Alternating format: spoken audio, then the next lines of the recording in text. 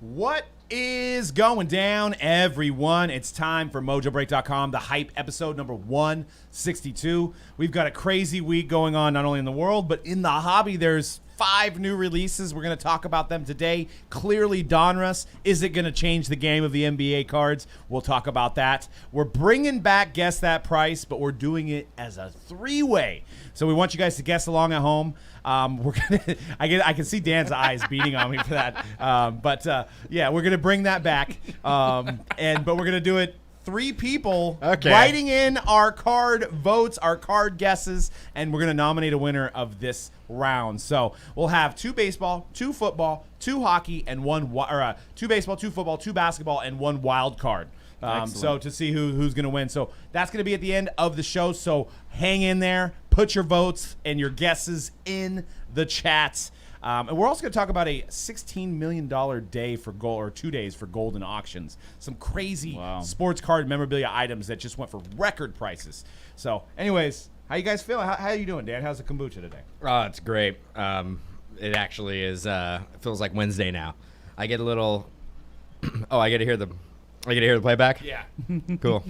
Because what I do love more than anything is if we could start the show, talk about a 3-way, and then get a playback at the same time.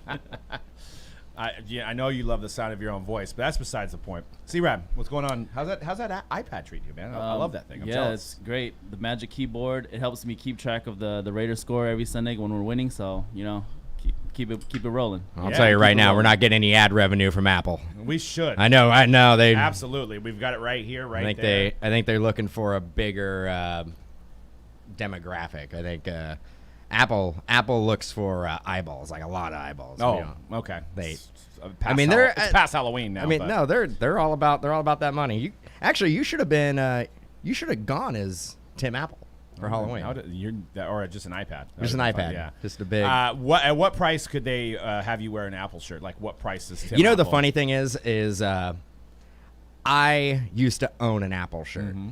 And you did. I did. Yeah, you actually are just. I've never had an Apple. It's shirt. funny. Like, I'm talking. I'm pretty sure you're not hearing what I'm saying because I owned an Apple shirt. I used to wear it. I used to like Apple. I used to be a fan. I had an iPhone, I think, before you had an iPhone. You did. You did. But I just like everything else, you grow up and you progress, and or you regress. No, you progress and you move on. Okay.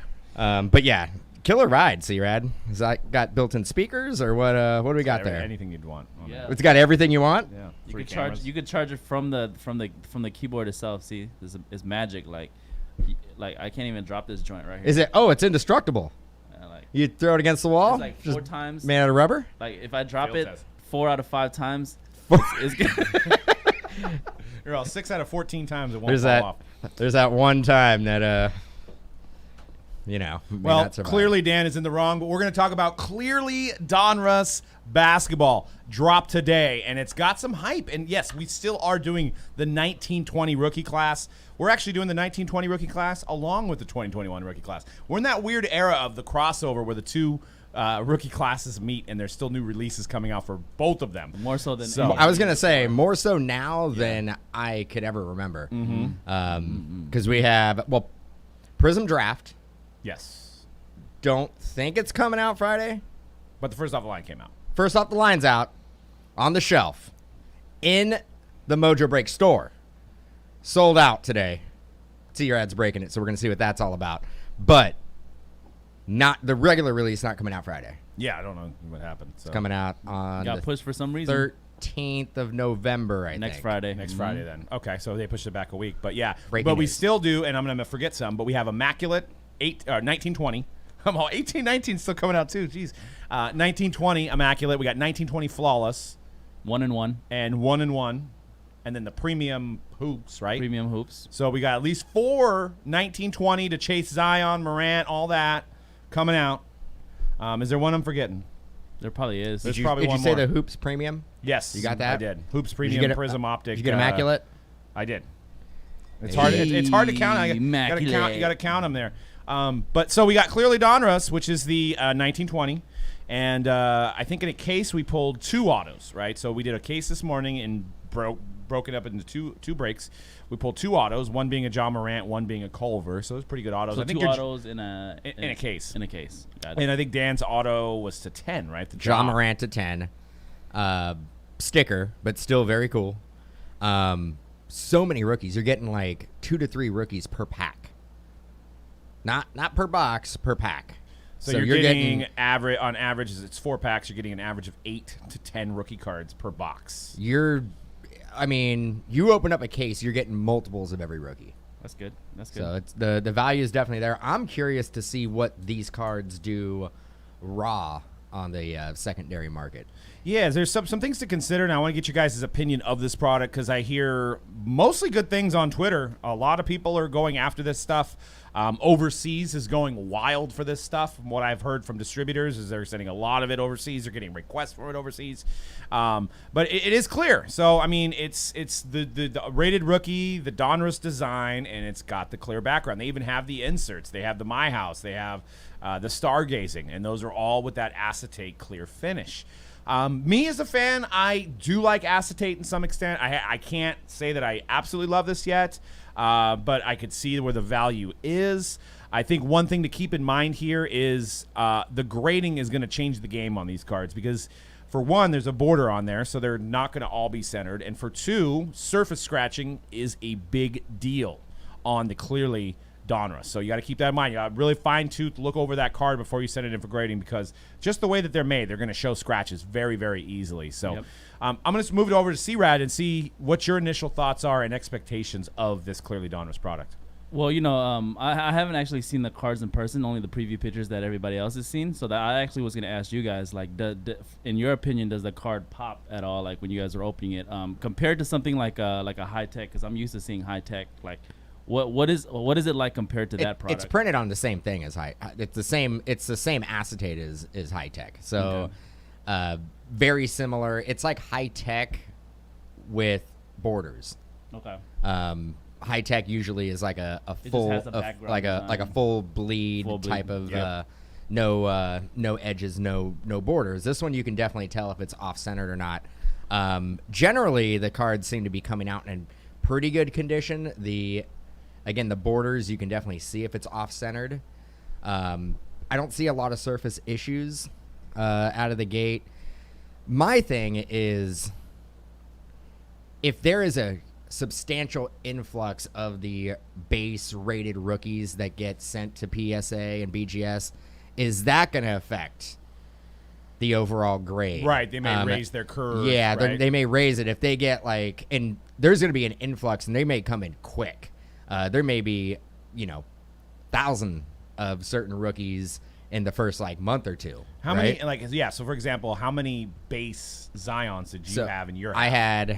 I think I had 1 base Zion and then 1 insert Zion.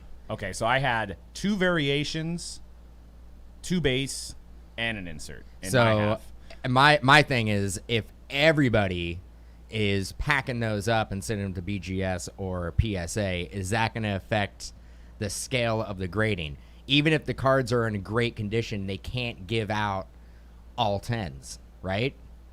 That's my thing with BGS and PSA is that if they see 100 of the same card all day, how do you figure they're out? going to scrutinize it probably even more. That's why, I'm saying this is just a theory of mine. I waited to send a lot of the Prism stuff until now because I felt like there's so many that I'm sure they still have a lot, but compared to when the Prism stuff came out, I feel like now people may be grading the Mosaic Football or the Prism. It's kind of like, I don't want to compare this to The Voice, but if you watch the show The Voice, the beginning they all build teams on The Voice, right? They have to have 10 candidates, and at the beginning they have no candidates, so they're taking people right away. Well, towards the end, when each member has 9 people, there may be a phenomenal singer, but they don't take them, right? Because they already have a full team. It's kind of like what I compare grading to is they've seen so much that now their scale is now broadened and they're not going to give you that 10. Now, if they don't see it for a while, then they may give you a 10. Just my opinion. I don't know if it's fact, but that's so kind of what the I'm saying. better you are at singing, the better grades you get. Absolutely, that's the story. You That's caught on, that's you're what I catching got on. out of You're it. So catching I'm on. like, okay, so you basically got to call them up, give them a little jingle over the phone, and they're like, "You're pretty good. We're gonna give you all 10s." Yeah, that's how I do it. I sing them. I go with Nickelback. It seems like they're a big fan of Nickelback, so that's the song of choice. I don't know, like with PSA. Southern California, I'd say Red Hot Chili Peppers. 311. 311 Red Hot Chili Peppers. Sublime. I don't know. Yeah, I don't know but, about. I was just saying, when you may have a 10, but they've seen so many cards that day that they're not going to give you a 10, if that makes sense. So, like I said, I don't know if that's a proven theory, but that's the theory I go with as I wait until it's a little bit less in demand and get it graded. But that may affect your top dollar. Yeah. You know what I'm saying? You may not get the release if you're flipping the card.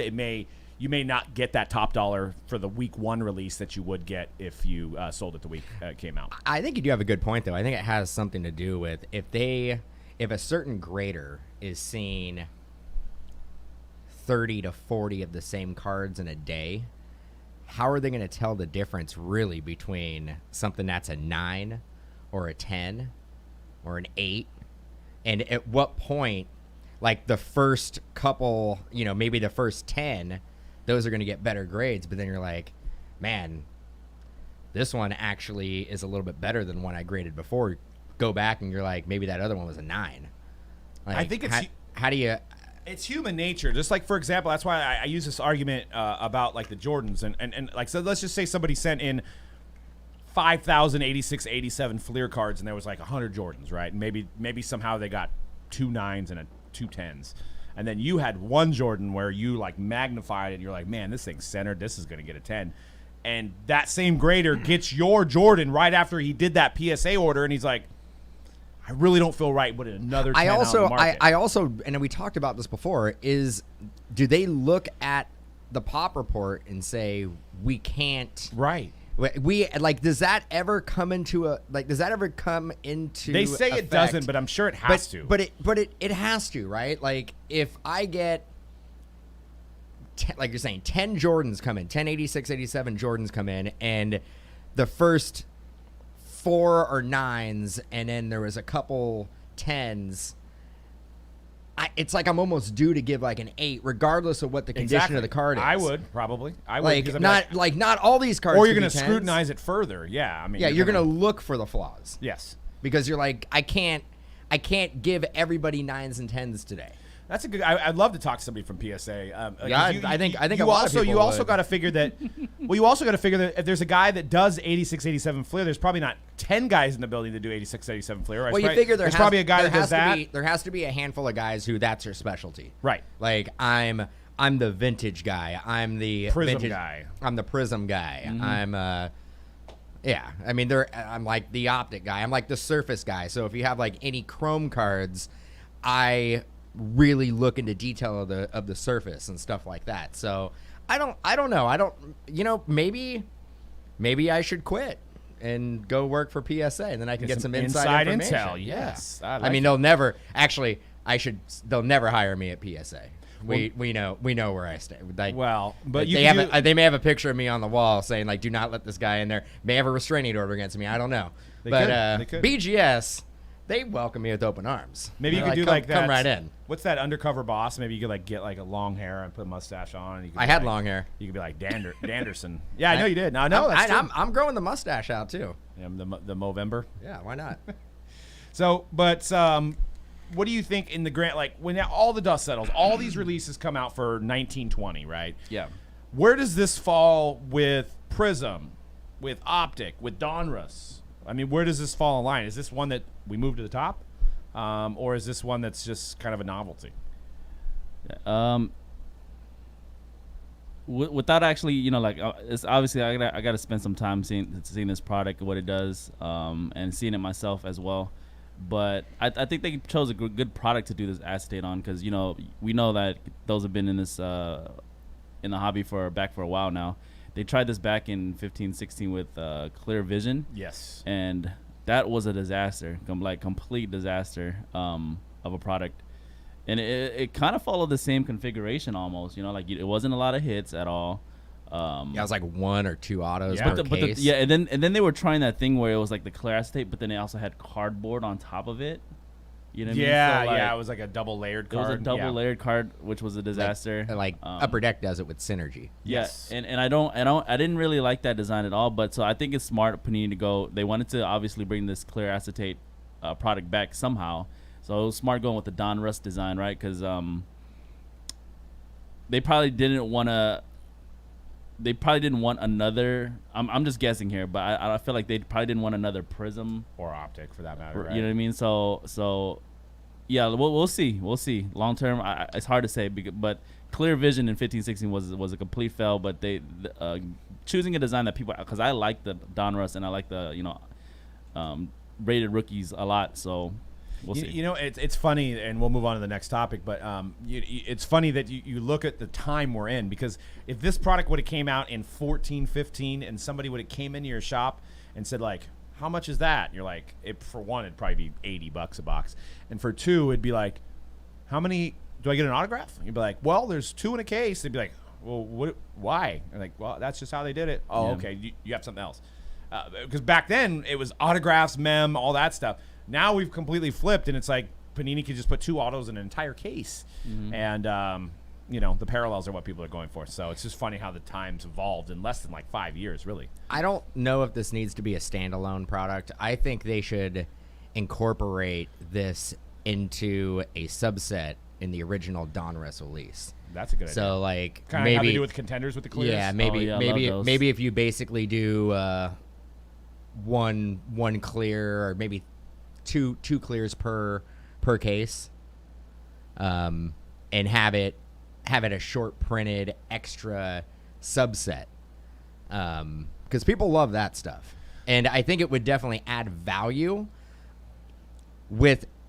I know it cost a lot of money to make these clear cards, so they probably are like, let's do a standalone product so we can make more of it and make more money. It must be, because that's why they did the same thing with Clear Vision, which we were in a different time. So it must be they must be wrapped up in the cost of the cards. Yeah, because you never see a lot of in the clear. Even in high tech, it's not a ton of autograph content. Yeah. It seems like a lot of the cost of the product is wrapped up in the physical card itself, so they can't add extra cost and autograph content to it. Mm-hmm. You know what I've never seen? Like a clear card, like a thick clear card. Upper Deck has done them, but they're more glass. Yep. But if they could figure out a way to embed a relic into it, I've never seen it. Why doesn't it exist? Remember they had that, what was that football product where they did like home and away, and it had like a little, like the relic swung around? Yeah. Oh yeah. That was dumb. That was dumb. They still do that every now I and guess then. they do. I guess put they that- do they put it in relics, a but row. it's like a cardboard back of the card, and then they put the midnight acetates, and they put the acetate on top of it, so it's sandwiched. But it's never been like a full acetate card with a relic. Yep. Chris had a point about the PSA that we were talking about. I agree. I sent a video of a guy who broke 89 Upper Deck and sent in PSA about 25 of them. Only got 1, 10, 4 9s, the rest 6, 7, and 8s. You could tell the difference between a 7 and 10. My issue is I hear a lot of stories about that, and I just go back to the whole is it actually grading of the card, or is it having a formula for what percentage could be given out? Because if you send in 10 cards of the same exact card, no matter the condition, you're not going to get 10 10s. No. Never going to happen. Yeah. It's never going to happen. But why there should be that 1 or 2 times, maybe it should happen. Yeah, exactly. So let's move on. So NBA's got some new news. They're expecting to start the season on December 22nd, like a month and a half away. They're playing a reduced 72-game schedule. I don't know if this is 100% at the moment, but it sounds like it is. They're going to have a Players Association meeting, and they're expecting to start the season on December 22nd, 72-game season. So here's the off-season schedule here. November 18th, which is right around the corner, we're going to have the NBA draft, which, we've been talking about other episodes with LaMelo, Wiseman, Edwards, Obi Toppin. All they're going to find their teams. Start of NBA free agency would be 2 days after the draft. Training camp would be December 1st, and then the season would be on December 2nd. So there would be no summer league, obviously, or no winter league in this case. I don't know how many exhibition games there's going to be, or if there is going to be any exhibition games. So my initial thought of how this affects the hobby is I don't think these rookies are going to get a lot of playing time right out of the gate, especially maybe the one-and-done guys. Maybe Obi Toppin, who went to college for 4 years. Maybe he plays right away. He's a little bit more seasoned. So I think this is going to be good and bad in a way. I think you're going to be able to get some investments, and then once they have a big game, then the whole NBA is going to be on fire over these guys, kind of similar to Tyler Hero or a Phil in Bol Bol. You're also, is LeBron going to be rested enough? So I feel like it's like the Warriors and the Nets maybe have some advantages that they didn't go to the bubble. They're superstar teams, and they're going to be well rested, ready to go out there and play a shortened, I guess, in a sense, season. What are your thoughts on this news? I mean, it's amazing. I mean, we haven't seen the Warriors play in so long, and the full team. And I mean, like Steph Curry healthy Warriors and Klay Thompson healthy. So I'm super excited for the new season. Obviously, the Warriors may go 72-0 if it's a 72 game season. Bold. But I mean, in general, like I think a lot of vets already came out and said if they start December 22nd, there's going to be a lot of guys like LeBron that are going to sit out. I read that too. There's a lot of vets who are like, especially vets that played in the bubble and especially had a long playoff run. Yeah, look at Lakers play for like 2 months. That they are going to basically, I mean, the back-to-backs. They're not going to play if they're going to have any back-to-backs. I think they also said they're not going to have an all-star all-star game, but they're going to have a break in between. Are they going to, I mean, maybe this is going to be decided, and it was posed in the chat here. Are they going to be doing a bubble again? I don't think it's going to be in a bubble. I think it's going to be very similar to, I mean, no fans. Right. Maybe baseball where they play their own. Yeah, but I don't think they're going to play. I think they're going to play the whole, everybody. Not like baseball where they're just playing their own division or the other leagues. You think the Warriors are going to go to Madison Square Garden during the season? I think so. Okay. I think so. I mean, football's doing it. True. I think it's going to be very similar but that's to 16 games compared to 72. There's a lot more moving parts, right? Yeah, I mean, I think it's going to be.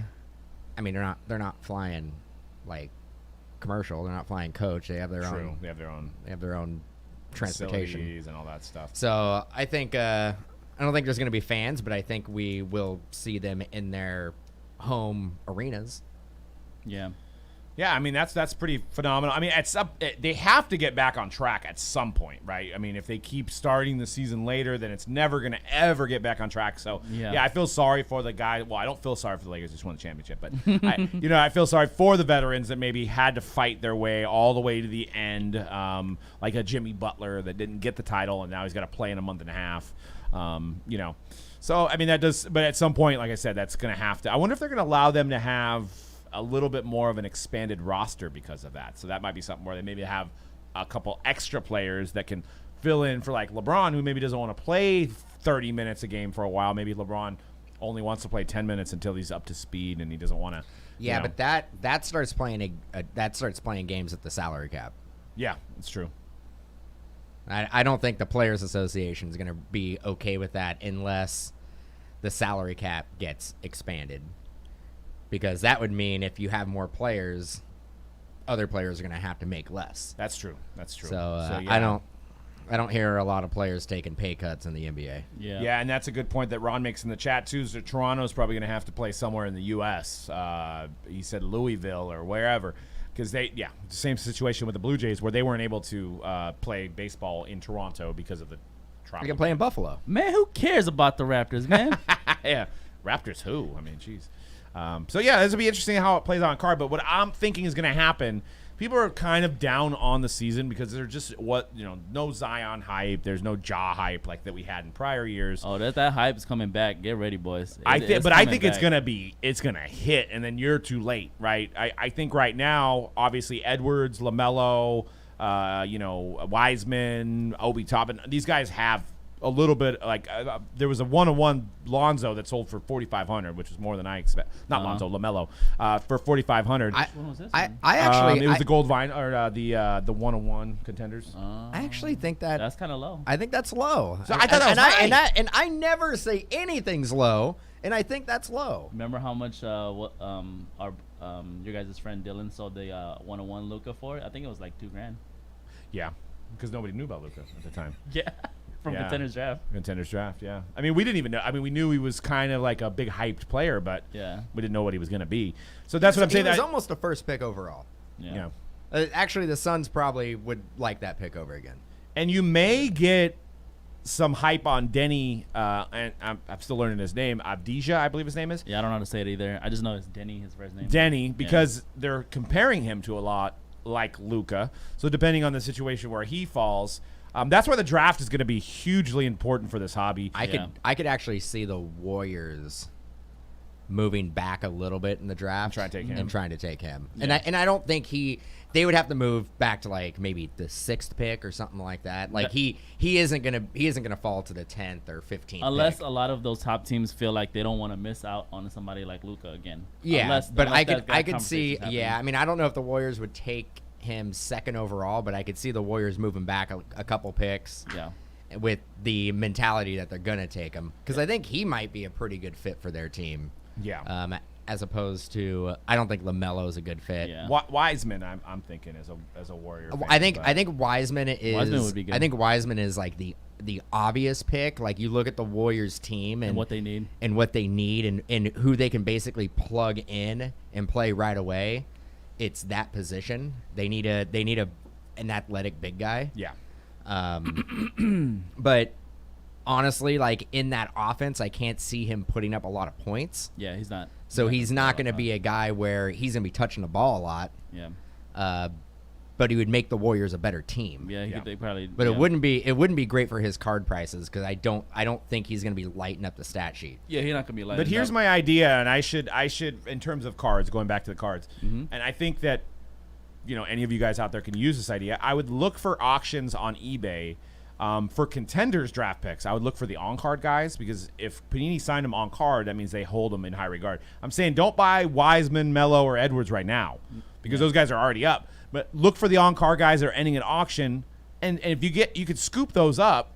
Because once they fall on their team, there's going to be some hype, right? If somebody goes to the Knicks, your Knicks are due for a superstar. Mm-hmm. This guy's going to go up, or this guy's playing with LeBron, so he's going up. So if you do it before the draft, same thing with Prism is you can probably get some of these guys on the dirt cheap and buy in bunches, and one of them's probably going to pay off because nobody knows right now. Yeah, with contenders, like that's a good point with the on card autos. Those are the guys that Panini is speculating are going to be lottery picks. They're Yeah. going to be top 10 guys. Like, how many times do we see on-card autos out of contenders draft where the player was drafted in Second the round, 20s yeah. or second round? Very rarely, right? Like they basically, essentially they're probably looking over multiple mock drafts and saying, okay, these 10 players are the ones that we need to get in-person on-card autos. Yeah, and you could do that too. And you could, if I was doing it, I would probably stay away from centers. I would probably everybody else though. I know Wiseman's borderline a center, but centers usually don't tend to sell very well. But that's just something I might try to do. Look on eBay and try to do those for the flip. But and also try to speculate on where you think these players are gonna get drafted. Yeah, would actually exactly. help as Market well. matters, Like, yep. Yeah, figure out what market would work. And that's also a good way of going about it. Like if you think there's a chance somebody can get drafted to the Knicks are a big market team. And I actually, getting back to like last year, RJ Barrett's relatively inexpensive. yeah, I would consider investing in RJ Barrett. The Knicks at some point are going to turn it around. Yeah. yeah. And It's only a matter of time. You can't suck that long. he was a lottery pick last year, and every time I see his cards on eBay, they go for a little bit, but they don't go for as much as how high he got drafted in the market he's at. Yeah, and it's not like he's a center either. I want to make one more point about because a lot of new collectors might not know this, but this is the period where once the season ends, and usually we would have summer league and then the draft and then the summer league and all that stuff. But this period is usually when basketball cards are at their lowest price. So that's obviously every YouTuber, every other sports card analyst is like talking about it as well, or have been talking about it the last couple months. This is the period where card prices drop, so it's a good time to get in. because once the season starts up again, those 1920 rookies, Zion and Ja, blah blah blah. Zaza Pachulia. You might want to swoop up his cards. He's doing some great things right now in the Warriors front office. Their hype will come back, and then the problem is going to be the 1920 products are going to be dried up when their hype comes back. And then it's going to be like very expensive to try to get into some whatever 19 whatever if there's any left of it. You know what I mean? That's a good point. Well, we're at a weird point right now, like with the pandemic. Like we have no basketball. We would be in the basketball season would be starting already. Yeah, we and we have no hockey. So if anybody's looking for hockey, I mean, it might be a good time to buy hockey cards. Yeah, that's a might good be point. time to buy Jack Hughes. It might be time to buy Kel McCarr or Victor Olofsson or any one of those like rookies from last year's products. Baseball, we talk about it all the time. Baseball it's the time to buy prospects right now. Prospects, absolutely. Prospects. Yeah, like anybody not named Luis Robert or and Randy or this is Rosarena. even a weirder situation we're in because there was no minor leagues. Yeah. So like there's these prospects that are in the system. We don't have the year to look back on. Wander Franco has to be one of the better values right now. I don't know, man. People are still investing. I've looked. I get that, but what are they basing that off of? He's the number one prospect. I mean, it's if you're like if you don't even know anything about prospects and you go, who's the number one prospect? Wander Franco. Okay, I'm buying. That's what he has going for him. It's like beyond like the top 10. Wander Franco basically had a year wasted in his career because of this. So like he probably will not make the Rays team next year.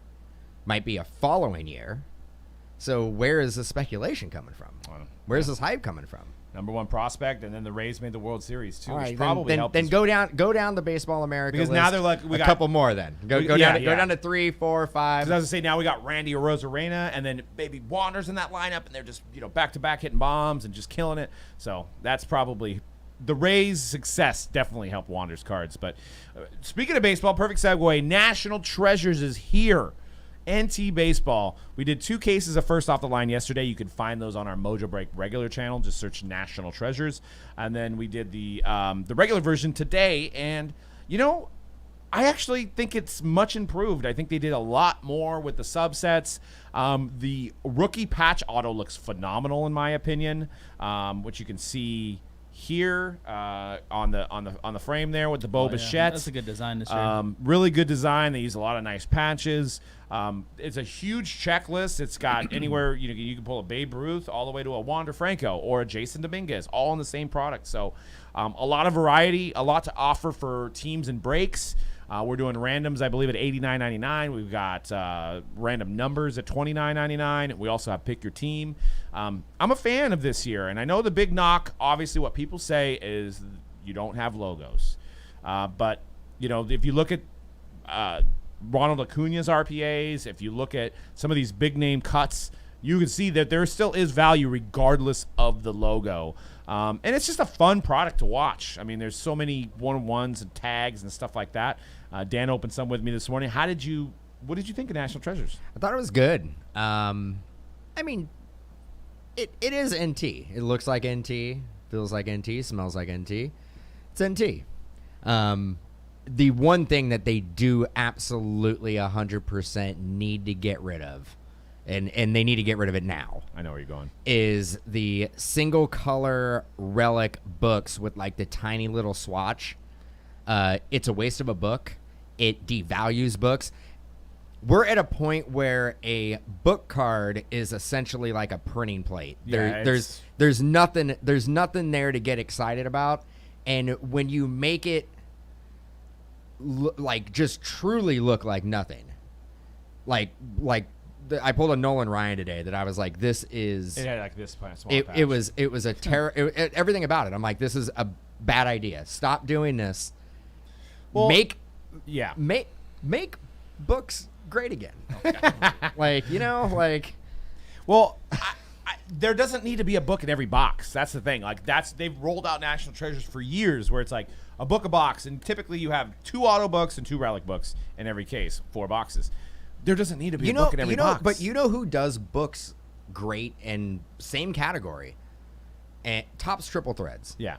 When you get a book, like sometimes it's going to be a fold-out book, and it's going to have a full, like, you know, all-star logo and just stuff And like you get that. excited when and you you see it out get of a excited. pack. You're like, this is amazing, and it can actually be numbered to 3. It can be numbered.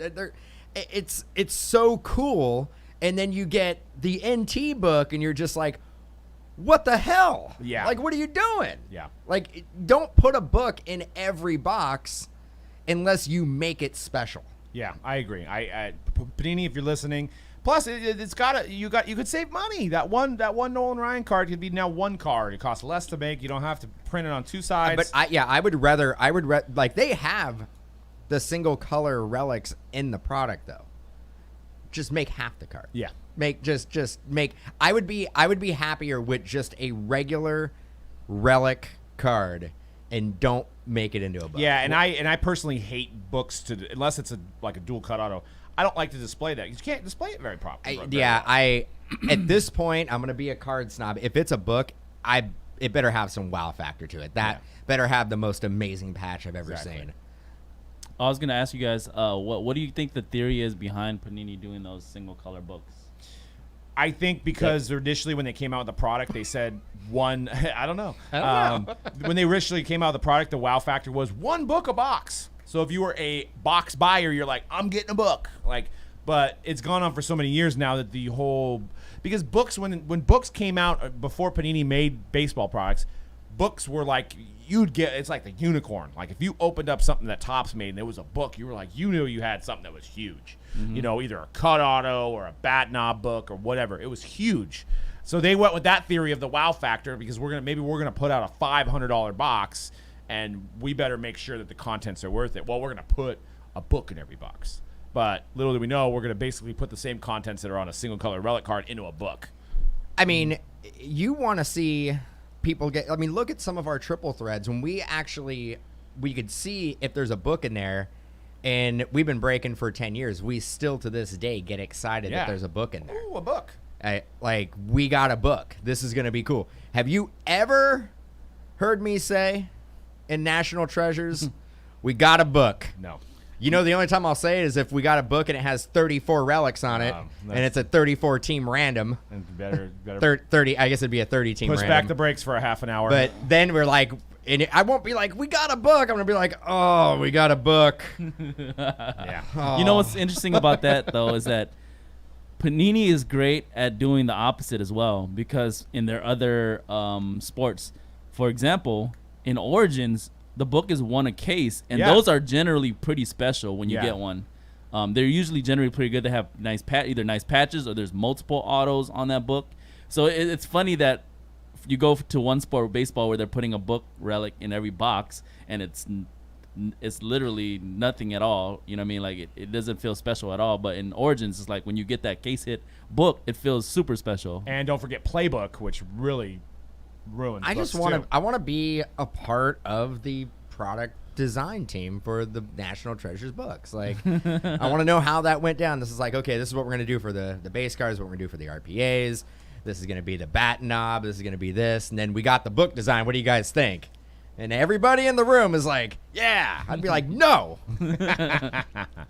Do something else. Exactly. Like, no. Like, No. just don't even put it in there. They should have. I mean, the people that open their product the most, they should ask for more input. They have in the past, and I know, maybe it's conflict of interest in certain aspects, and maybe they don't have the means to do what we want them to do. Yeah. But they should definitely solicit some information from us. Because we also hear it back from you guys. They don't hear it from. That's why we do the show. show. They only hear it from distributors. That's why we do the show. I know right now, like in the headquarters of all these manufacturers, it's being pumped in live.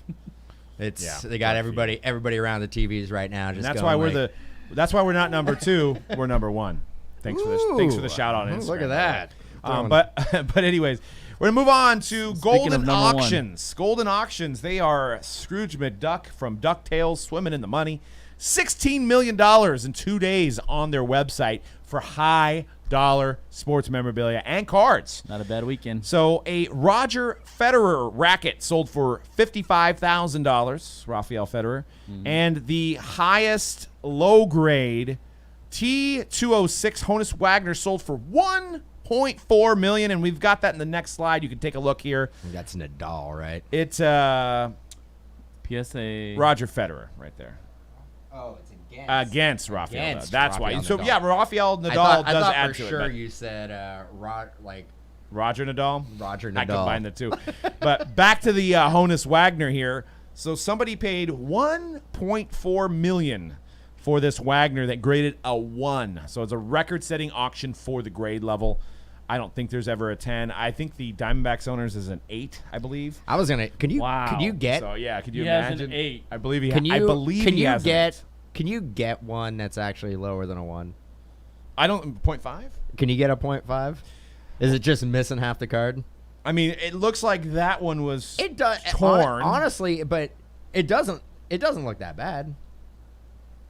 I mean, all things considered. It probably I'd give looks it- worse in person.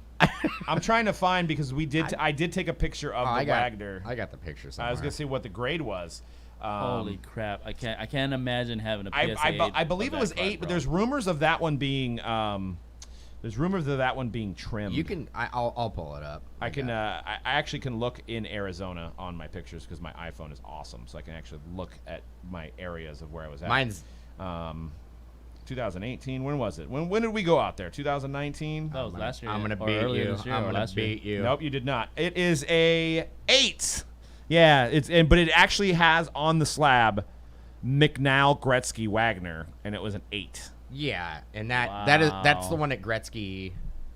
He's the Used one, to have it. He used to have it. Wow. I got it here as well. How about the Hank Aaron Gem 10? I Card know. goals. That is You know that's insane. how you know you made it though.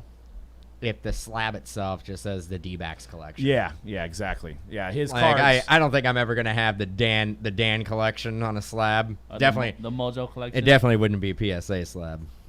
Yeah, I mean there was he has a 33 Lajoie from Mint 9. He's got the 52 Mantle and a 10. Wow. I mean there was like literally like maybe $20 million sitting on the table of There's cards there. The Koufax 10. It was insane. I mean, if that one is a 1.4, right. that one is 20 million. Like you said, 20 million dollars worth of cards. That one has to be 20 million by itself. Then. Could be, I guess. 52 Mantle. Yeah, that's Gem why Mint 10. it's insane. So yeah, but I was like thinking from a conversation piece. Got a pull. Yeah, I got. I have that photo too. I was thinking from a conversation piece. You're like, here's my card. Oh, it's a 1. Yeah, I paid $1 million for it. I mean, I know they stopped the print run and the cigarette packs for these, and that's why they're so rare because Honus Wagner himself was against his image being associated with nicotine at the time. So that's why this card is so rare because, for one, the people that were smoking back then, I'm sure just threw the cards away anyway. And for two, his was pulled out of the print run early. So that's why they're so rare. Because, Honus Wagner in baseball lore, yeah, he's one of the greats, but he's not Babe Ruth, Mantle, all these names ahead of him. But the card is so rare, it's like the white whale of the sports card hobby. And it's been the one that was talked about when I was a kid. Like the Honus Wagner. You see it referenced in movies. The Honus Wagner. The Honus Wagner. Do you have any Honus Wagner cards? I think you were a through my kid. collection. I think you were a kid when that card was printed. Ooh, I'm not that old. Maybe. And also the highest, so in the same auction, the highest selling soccer box of all time. It is the 2004-5 Panini Mega Cracks 3rd edition, possibly containing the Leo Messi rookie cards, sold for $31,000. So a box of soccer cards from the 04-05, only 15 years ago, sold for $31,000. I mean, judging by the look of that box, it was probably like $50. I was going to say that was probably on a closeout for like $35. You may have even been able to find that at a Goodwill at some point or maybe a dollar store. I mean, it's just crazy. And I'm going to look up the probably not a dollar cracks. store. I don't know. Messi rookie. Messi and see how much that goes for. I guess there's apparently possibly autos in there as well. So considered widely as his rookie card, and that's why that box sold for so much. I'm assuming you almost got to be guaranteed one at the price. We'll see. It's only like, it's interesting. Maybe it's worth more sealed. Maybe I'm not looking at the right thing. I mean, an 8.5 rookie card sold for $13,000. So I guess if you get something that's gem, it's gonna get close to paying for your box. Don't know how big the set is. Don't know much about old soccer cards. So Crazy day for them. They also had an 03-04 LeBron James rookie patch autograph, 650 of 750 BGS 10 that sold for $44,000 as well. So this is all on Sunday nights. Out of what? SPX. Numbered to 750. So, well, the moment we've all been waiting for. We're going to do Guess That Price. Yes. So play along at home. We're going to, and if you're listening to this audio, you may want to switch to the video. I'll do my best to describe the cards for you guys. But we're doing this new. This is the first time we've done it, all three of us against each other. And it's going to be write your card down. So Cody's going to go ahead and host this. And I will show the card on the screen for the guys here as well. So you can go ahead and kick it off, Cody. All right, here we go. Yeah, if you're watching at the video, just the disembodied voice, don't be alarmed. Where's that voice coming from? All right, first up, we're going to start in the NBA, and we are going to start I should with just move my mouth. 1920 impeccable Zion rookie card. It's got an on-card auto. Jersey numbers 1 of 1. It is BGS rated 9. It was sold on September 11th. Please place your bids. And how we're going to do it, we're not going to go perfect Price is Right rules. So if you go a little over, it's okay. Just whoever is the closest is going to get the point. So place your bids now. All right, and Write I'm going to let down your them write numbers. down their bids. I'm not going to look because I'm all about, legit and not cheating. But yeah, 1920, and it's the jersey number. It's got the hollow foil on there, and he's jersey number 1. So there was only And that's one. the most popular card in Impeccable. There's only one of those made. So I mean, we are looking at a huge card. Go ahead and talk about that card, C-Rad. Yeah, so the Impeccable number set in Impeccable is generally the most sought after set in Impeccable. People do like the RPAs. The RPAs are good if you get the patch versions numbered to 25. Obviously, people go for the metal cards, the silver and gold bars. But since it's released, the Impeccable number set, it could be like jersey number or points made per game, whatever it is. The Kobe ones, even before Kobe passed RP, it was like always one of the most popular sets going for the Kobe Impeccable numbers. So yeah, it's gonna be interesting. All right, let's start. Maybe what we'll do is we'll show all of our prices first, Cody. All right. And then all right, this is gonna be interesting because before it was like if somebody bid like let's just say 1,000, somebody bid 1,001. Yeah, Dude, yeah. I'm so bad at this. Like I think I'm like super high and super low at the same time. So Like, I kind of feel the same way too. All right, go ahead, Dan. And you might just So I just show No, they can. Or you can read it. You can read it. We trust you. I'll vouch for you. 22,000. All right, I went 36,000. I went 21,000. Ooh. Ooh, okay. All right, I don't even have to do the math. We have a winner. It is C-Rad getting the first point. The actual price for after 4 bids, $20,600. Damn. And we are taking these. And I was pretty good. And there ain't nothing wrong with silver. C-Rad almost got it like perfectly. And by the way, we are taking these prices from eBay bids for those listening or watching at home. So $20,600 for that. In the Zion chat, card. we had 65K, 45K, 20K, 28K. Nice. Looks like Ron, if we were playing along in the chat, Ron got that dub there. It's because Ron has bots. His bots were looking on eBay for exactly how much they sold for. I didn't win that, but I feel really good. I feel really good about I don't. that. It was very I don't know. close. I mean, Very close. I don't. Next All right, up, I got to redeem myself here. another NBA card. This is a cool one. 15-16 Immaculate Triple Auto of Kobe, Shaq, and Robert Horry. It's numbered to 25. It's not graded. The description has it as very good condition. It was sold on October 25th. What do you guys have? All right. So There were go 16 ahead and, bids for you guys this. go ahead and lock in your bid. It's 15-16 Immaculate, and it's hard signed. So that's what's cool about this one. And obviously, with Kobe, you can see he put the Kobe sticker on the back to say, hey, he signed it, which is awesome because he was a Panini authentic signer. So, Dan, what do you like best about that card there? well, I like that. 1, it's acetate. 2, it's all on card and all same team. So that would be awesome if it was pulled in a break. We wouldn't have to randomize it. And when did it sell there, Cody? This was sold on October 25th of this year. 16 bids for it. yeah, I mean, it's worth a lot of money. Actually, I know what it's worth. All right, I locked it in. I got to get a W. All right, since I think you flip it over first since you were what, like 30,000 off the last one. I'm going 3,400. 3,400. Yep. All right, I'm going 8,200. I'm going $2,400. Ooh. Oh man. We're all over the place. Wow. All right, let me just do some quick math here. Oh, but okay. I think I know who the winner is. Lost this one then. What do you mean? Dude, it's Kobe and Shaq. If you guys have this, hit up Dan. He'll pay $8,200 for it. Not really, though. Hey man, there's people in the 15K. Max gets it. Ron gets it. Ron's definitely got his bots at work. Dude.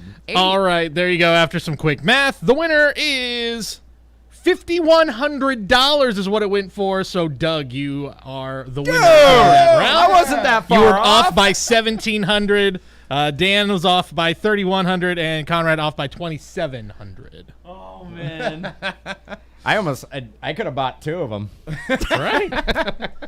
Kobe All right, Auto. That's what I thought, the price? though. Because I saw two cards on there. I thought it was two of them. Front and back. Sorry, I probably should have clarified. That's the back of the card you I see. lost the pen. Doug stole my pen. Oh, I did. I can't win if I can't Yeah. write. That's my strategy there. All right. All right, we had guesses of 7K, 15K, 5,300. What did it actually sell for again? 5,100. Wow. 5,100. Double what I thought. Yeah, I was with you. If it was, I put a if it was couple of closer those, to the bro. passing, I thought it would be more. That's why I Yeah. was like, October. It's, all right. I wasn't that far off. No, you weren't. That's why I thought it was closer to me and him, not me and you. This is me as a slight newbie asking if Robert Ory's not on that card. Yeah. Does the value go up? Well, who would be? Yes. We'd have to. Okay, just making sure. I think. We'd need a, but it would have to still be a player, right? Yeah. Like Unless they just did a dual auto. They do owe him one championship, though. Yeah, big shot Bob. That's true. Big That's shot true. Bob. But yeah, you're right. If it was, I don't know, throw in. If you got like Phil Jackson on there. Yeah, Well, Phil I Jackson. mean, yeah. because it has to be everybody who was on that team, Yeah. right? Yeah. All right, on to the NFL. We got another triple auto. This is 2008 Topps Triple Threads NFL. Triple Jersey Relic and Triple Auto.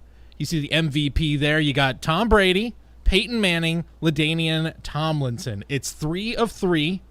It's BGS rated 8.5. Autos 10. Why the heck is LT on there? I mean, I love LT. but- I would imagine 3 MVP. If the okay. all 3 won an MVP.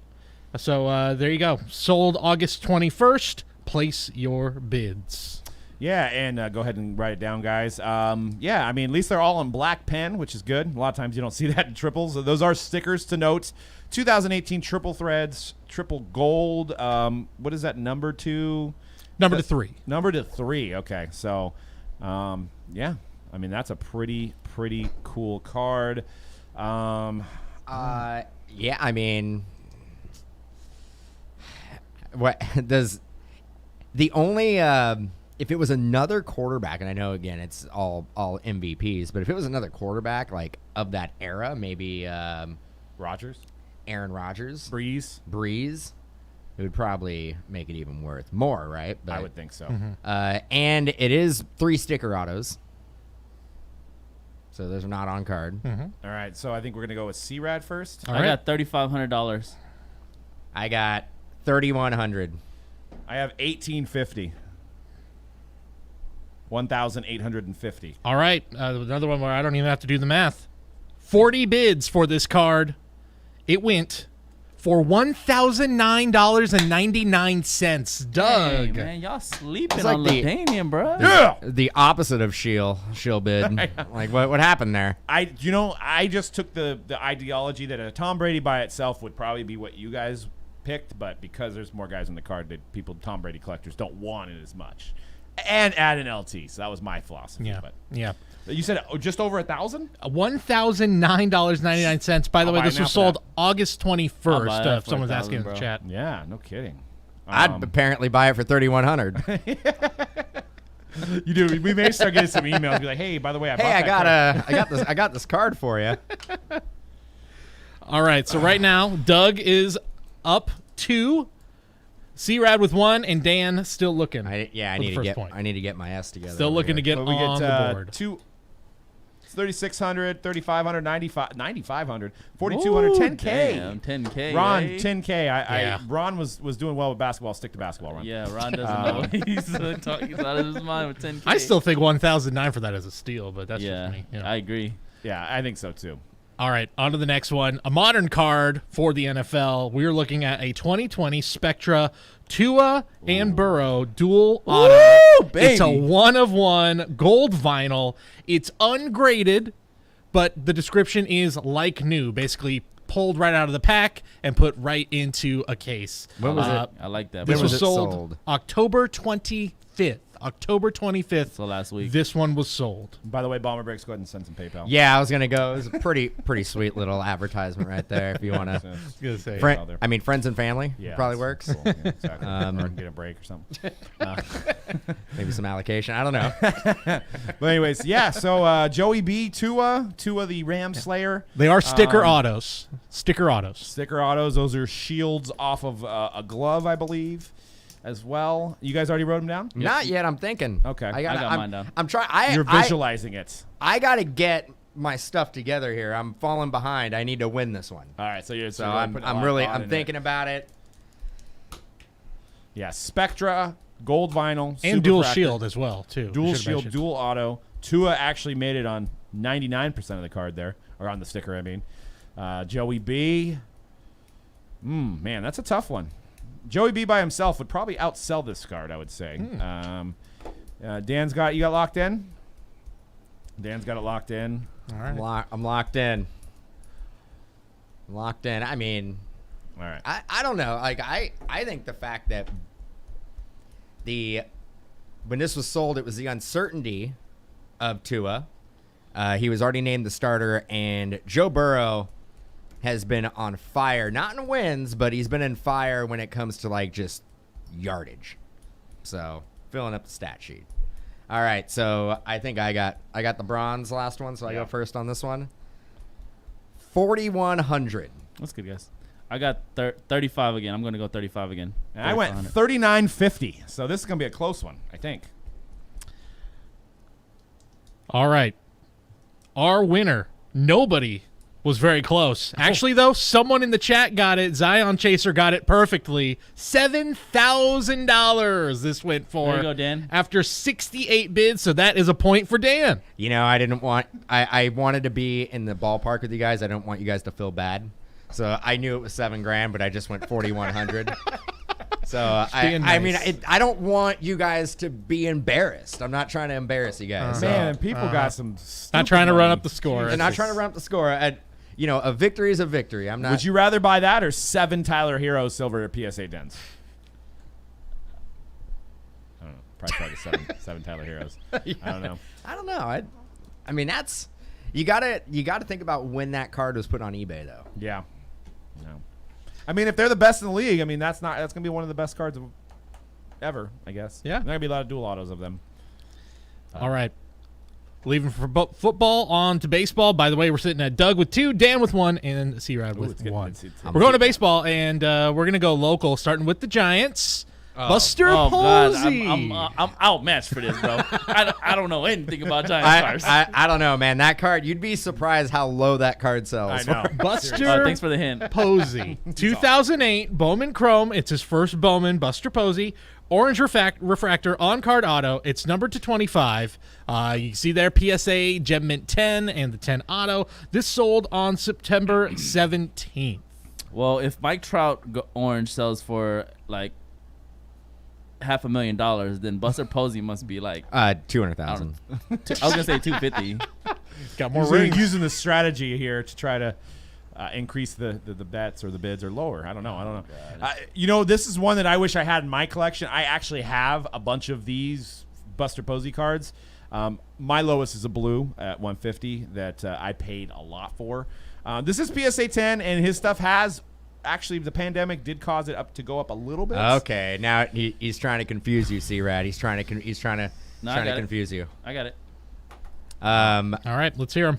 Hold on, I gotta write mine. I love me some Buster Posey. He does not sell well. He did not play this year. I say that the pandemic did not increase his prices at all. So Who goes first? I'll go first. 1750. Dan. 1750. All right. 5,500. 2250.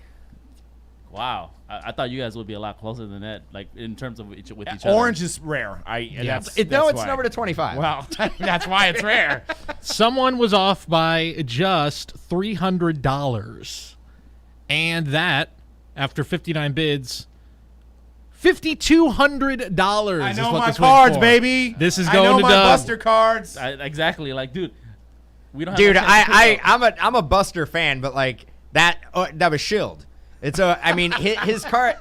Nobody buys Buster Posey cards. Doug bought it. No, I did He not. bought it. I actually wish I did. He bought it at for that price. 5,500. It He's was like, either I need Doug it. or Mrs. Posey, either one. Yeah, we don't know. Well, one thing to note too is that that era of Bowman Chrome was very, very, very condition sensitive. Don't try to So justify it. The Gem 10, it might be a pop 1 or 2. Try so. to justify. I love Buster Posey, but that was too much. 5K. One of the indicators, which would probably be on the picture, we should ask was it Schilstein or because that will You would factor see- you in. would see the logo. That's true. You Yeah, would see the logo. So I think I won.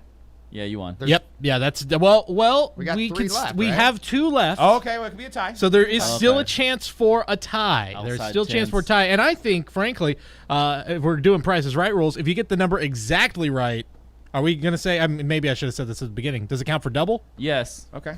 Yeah, if you get it exactly right. We'll All do right, that. just to raise the stakes a little bit here at All the right, end. let's do it. All right, we go from San Francisco to Oakland. Yes. Let's go. 1980, Topps Ricky Henderson rookie card. It's SGC rated Gem Mint 10.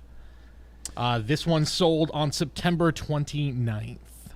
And I'll just say that's automatic. Like that's a 6.5. C-Rad 6.5 automatically. There you You go. know what I'm saying? I mean, counts he for is something. definitely in the top 10 of greatest Bay Area baseball players of all time. I mean, we know Barry Bonds #1, but Ricky Anderson maybe top 5. I got it. Oh, he's number 2. I got Come on now. I mean, how much is that card devalued because it's not PSA or BGS? I know. Well, it's There's around that. the era that SGC is acceptable, in my opinion. But I mean, it does have the black. They call it the black tuxedo. The black tuxedo. Yeah. All right. Locked in. Man, it's got to be a pretty hard grade there. Now, for you SGC people out there, do they do 100 or is I'm assuming, right? It says 98 and then a Gem 10. I don't know what that means. I am just going to take a shot in the dark. Dan, that's an iconic card, right?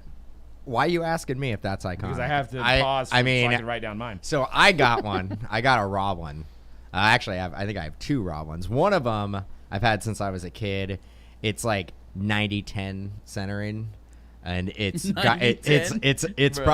probably a 1 or a 2. Didn't get it graded because I mean it's obvious, right? Those cards it's tough to get a 10. Yeah. I don't know what SGC. I don't know if I don't know if everybody gets a 10. I don't know what goes down, but like, It's Keystone Light tall can. All right, who's first? all right. Well, Conrad was below me last time.